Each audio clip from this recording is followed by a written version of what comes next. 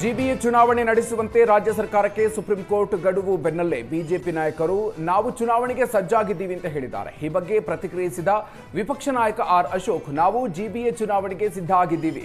ಸರ್ಕಾರದ ವಿರುದ್ಧ ನಮಗೆ ಬೆಂಗಳೂರಿನ ಗುಂಡಿಗಳ ವಿಷಯ ಮತ್ತು ಕಾನೂನು ಸುವ್ಯವಸ್ಥೆ ಹಾಳಾಗಿರುವ 2 ವಿಷಯ ಸಾಕು ಅಂತ ಹೇಳಿದ್ರು.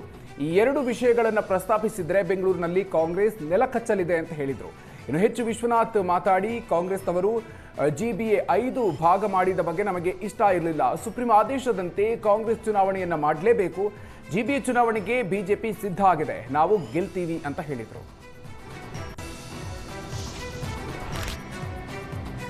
ಇಷ್ಟು ದಿನ ಹೈಕಮಾಂಡ್ ಸೂಚನೆ ಮೇರೆಗೆ ಸುಮ್ಮನಿದ್ದ ಡಿಸಿಎಂ ಡಿಕೆ ಶಿವಕುಮಾರ್ ಸಂಕ್ರಾಂತಿ ಬಳಿಕ ದೆಹಲಿ ಯಾತ್ರೆ ಕೈಗೊಳ್ಳೋದಕ್ಕೆ ಸಜ್ಜಾಗಿದ್ದಾರೆ.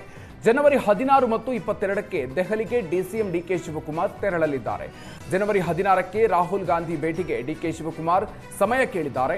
ಅಸ್ಸಾಂ ಚುನಾವಣೆ ಸಂಬಂಧ ವೀಕ್ಷಕರ ಸಭೆಯಲ್ಲಿ ಡಿಕೆ ಶಿವಕುಮಾರ್ ಭಾಗವಹಿಸಲಿದ್ದಾರೆ. ಸಭೆ ನಂತರ ರಾಹುಲ್ ಗಾಂಧಿ ಅವರನ್ನ ಭೇಟಿಯಾಗಿ ಡಿಕೆ ಶಿವಕುಮಾರ್ ಅವರು ಚರ್ಚೆ ಮಾಡಲಿದ್ದಾರೆ. ಈ ಬಾರಿ ರಾಹುಲ್ ಗಾಂಧಿ ಜೊತೆಗೆ ಪ್ರತ್ಯೇಕವಾಗಿ ಭೇಟಿಯಾಗಿ ಚರ್ಚಿಸಲು ಡಿಕೆಶಿ ನಿರ್ಧರಿಸಿದ್ದಾರಂತೆ.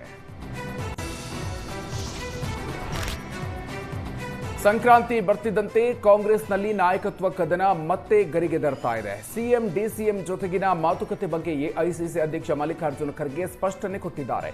ಯಾವಾಗ ನಮಗೆ ಅವಶ್ಯಕತೆ ಇರುತ್ತೋ ಆಗ ಕರಿತೀವಿ, ನಮಗೆ ಬೇಕಾದಾಗ ದೆಹಲಿಗೆ ಸಿಎಂ ಡಿಸಿಎಂ ಅವರನ್ನ ಕರೆದು ಮಾತನಾಡ್ತೀವಿ ಅಂತ ಮಲ್ಲಿಕಾರ್ಜುನ ಖರ್ಗೆ ಹೇಳಿದ್ದಾರೆ.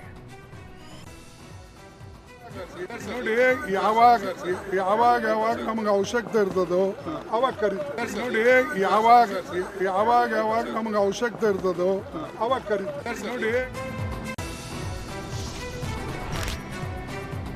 ನಾಳೆ ಕಾಂಗ್ರೆಸ್ ನಾಯಕ ರಾಹುಲ್ ಗಾಂಧಿ ಸಿದ್ದರಾಮಯ್ಯ ಹೈವೋಲ್ಟೇಜ್ ಮೀಟಿಂಗ್ ನಡೆಸಲಿದ್ದಾರೆ. ವಯನಾಡಿಗೆ ತೆರಳುವ ಸಂದರ್ಭದಲ್ಲಿ ಮೈಸೂರಿಗೆ ರಾಹುಲ್ ಗಾಂಧಿ ಆಗಮಿಸಲಿದ್ದಾರೆ.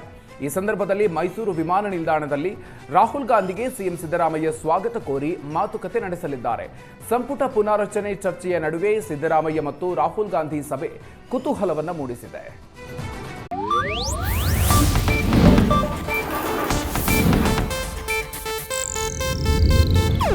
ಇದು ಏಷ್ಯಾನೆಟ್ ನ್ಯೂಸ್ ನೆಟ್ವರ್ಕ್ ಪ್ರಸ್ತುತಿ.